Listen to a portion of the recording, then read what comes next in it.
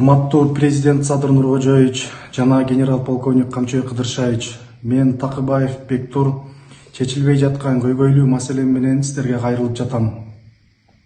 Виголд деген бриллиант саткан магазиндин ээси Касымова Венера деген адам Абжалов Ерлан экөөбүздүн $340 000 эки магазинибизди ОПГ менен коркутуп өзүнө өткөрүп алган. Россия Кореялап жүрүп 2 үй бүлөнүн кашыктап тапкан рызкысын какшатып тартып алып, акчабызды бербей, мыйзамга дагы, адамгерчиликке дагы жатпаган аракеттерди жасашып, жетекчи тааныш билиштери аркылуу бизди кыйнап жатышат. Бул боюнча милицияга бир канча жолу кайрылганбыз. Кылмыш иши козголгон. Алдамчылык, коркутуу, ОПГ менен коркутуу, тартып алуу, контрабанда, беренелери турса дагы, колубузда карыз экенин далилдеген распискалар 2 айда төлөп берем деген видео материал далилдер турса дагы кызматкерлер чара көрбөй жатышат. 18 декабрь күнү өлкө жетекчилерине кайрылуу жасаганымдан кийин тергөөдөгү бизге болуп жаткан акыйкатсыздык боюнча укук коргоо органдары реакция жасап, токтоп турган иштерибиз жанданып, тергөөгө чейинки териштирүү иштери башталды буюрса. Касымова Венеранын паспорттагы аты бурусун тааныш билиш жетекчилери тергөөгө кийлигишпесе, тергөө мыйзамдуу жыйынтыкталат деп ойлоп турабыз.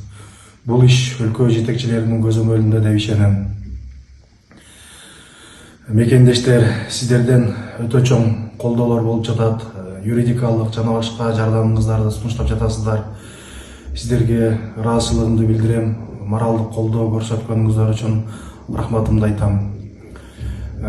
Касымова Венера ким, сүрөтү барбы, ал адамга кандай алданып калгансыңар, бул окуяга көп болгон турбайбы, кандай коркутуу үркүтүү кысымдар болгон эле деп сурап жатасыздар. Менин жеке баракчамда Instagram, Facebook жана Карымшаков Эламандын каналындагы берүүдө булардын баары толугу бойдон бар туугандар. Ссылкасын жүктөп коем. Ошол видеолордун биринде апам оор абалда онкологиялык оору менен ооруп жатканынан пайдаланышып, алсаң ушул акчага алганда арыздоом жок деп жазып берген деп $46 000 көтөрүп келишип тергөөчүнүн кабинетине карыз экенин далилдеген. Аны да бирок бербей кетип калышкан. Тергөөчү акт түзгөн, бирок териштирүү болгон эмес бул окуя боюнча. Акчабызды доолагансак эле өзүбүзгө арыз жазышып, флажок койдуртушуп, кыйнап жатышып, апамды Россияга алып барып лечение да кыла албай калганмын. Апамдын оорусу менен алышып жүрүп, кийин дүйнөдөн көз өтүп кетип, ушул иштерге байланыштуу бул окуя дагы 1 жылга узарып кеткен. Кийлигишип жаткан жетекчилердин аты жөнүн сурап жатасыздар. Аны дагы айтчу убакыт келет деп ойлойм. Азырынча коопсуздук маселебиз башкы орун болуп турат биз үчүн.